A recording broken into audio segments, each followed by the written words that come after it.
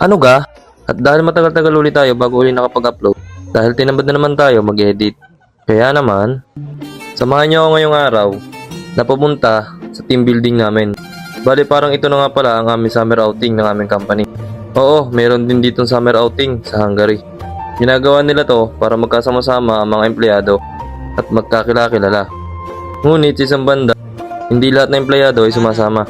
Pero tayo mga Pinoy, syempre, hindi tayo magpapahuli. Kailangan natin ipakita sa kilala na kahit iba ang lahi natin, ay marunong pa rin tayo makisama sa kanila.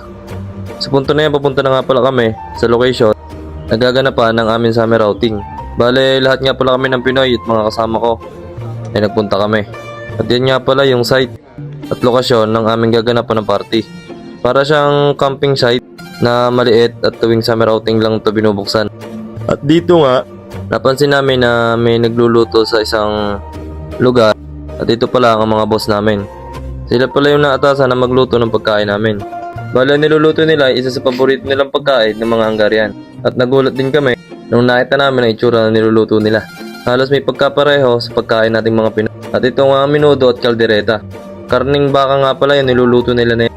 Mahilig sila sa karning baka. At diyan niya sinabi namin na halos may pagkapareho sa pagkain Pinoy. Pero, sa isang banda, hindi natin alam kung magkaparehas din ang lasa. At di nga may nakita akong parang maliit na ilog. Kaya naman pinuntahan ko. At sabi ko baka pwede maligo. Pero tingnan nyo naman kung gaano kaberde ang tubig. At hindi din to umaagos kaya siguro ganito na din kaberde ang tubig. Kaya naman umalis na din ako dyan. Nung nalaman ko na may paganito ang company namin, ay sadya naman katuwa ko din. Dahil akala ko ay puro trabaho lang nasa isip ng mga are.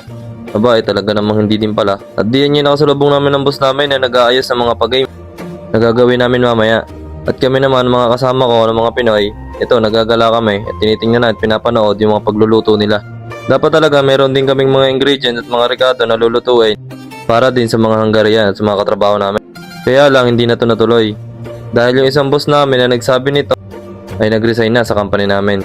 Pero okay lang para wala na din kaming inaabala. At kaya naman dito naman pinagtipon-tipon nila kami lahat. At sa punto na yan, bumubuo ng bawat isang grupo at kung sino ang magiging magka-team. Kumukuha sila sa bawat Pilipino at bawat isa ay may leader. At dito na magsisimula yung bawat palaro.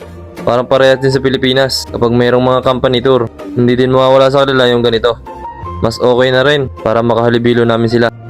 At diyan naman, pumipili pa din sila ng mga magiging ka-team nila. Yung iba kong mga kasama ay napili na at sa punto yan ako ay hindi pa. Bale meron nga pala kami kasama mga translator dito yung dalawa. Dahil bibihira lamang ang marunong mag-English sa kanila. At dito nga, nag-uumpisa na yung aming games at isa sa challenge. Ito yung isa sa unang laro na gagawin namin. Ang isa sa mahirap yung intindihin sila. Kwentuhan sila na kwentuhan, wala naman kami naintindihan. At ang sumunod niya ay ito. Kailangan namin makashoot ng 3 beses o higit pa at ang bawat isa ay meron 3 lang natira. Hindi ko mapapansin yung lalaki na nasa harapan namin, isa sa boss namin yan. Napakaswerte din namin na napuntahan namin company. Kahit hindi ganun kalaki ang sahod, napakababait naman ang mga empleyado dito at napakabait nila sa amin. At ang sumunod namin nilaro, ayan, ang Jenga. At ang challenge naman dito, kailangan namin makapagtayo ng isang tore ng mabilis. At meron din itong timer. Kung sino yung pinakamabilis na nakapagpatayo nito, ay siya ang mananalo. Dini nga hindi na kami nakisali sa mga araw. At dahil sila na may nag-i-enjoy, at baka pag kami sumali ay siya ay baka rin magkagulo-gulo lang.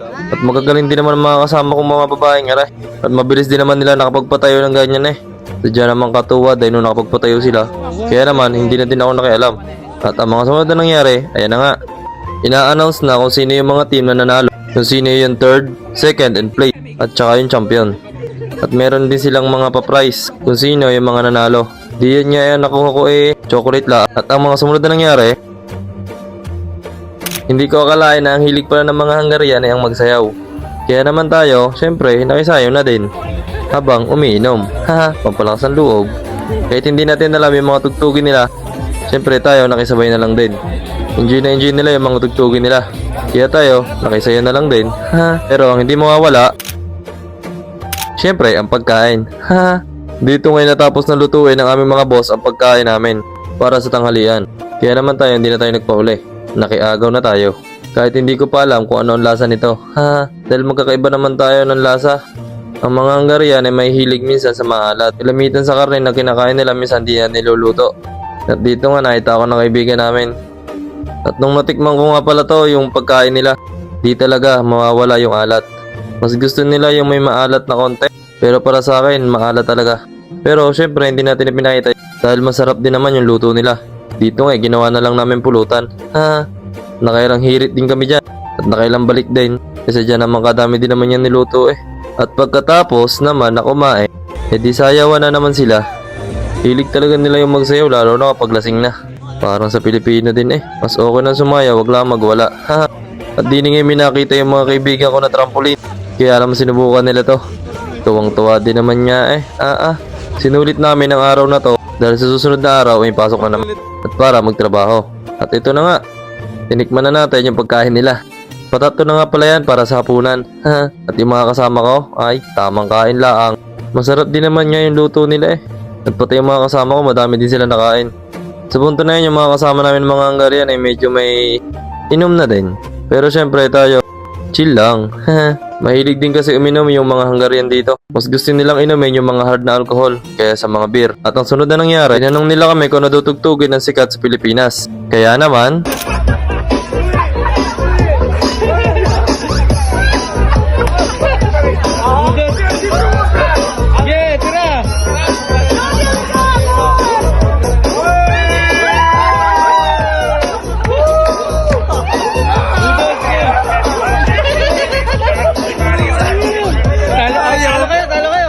hanggang dito muna yung vlog natin. Abangan nyo yung mga susunod natin vlog. Maraming salamat po sa panonood.